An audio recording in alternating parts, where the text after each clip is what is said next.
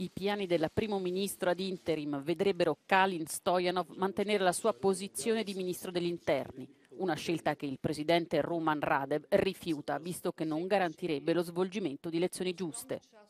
L'attuale governo ad interim continuerà ad adempiere ai suoi compiti fino a quando il Parlamento non presenterà una nuova lista di potenziali primi ministri.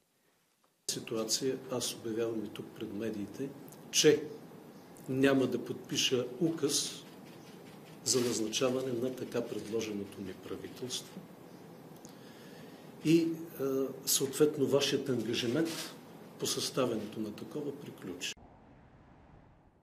Si tratta delle settime elezioni parlamentari in Bulgaria nell'arco di 2 anni. La decisione del presidente bulgaro ha creato un precedente che ha diviso i costituzionalisti. Il dubbio è se la situazione di stallo riguardi un nodo costituzionale o politico.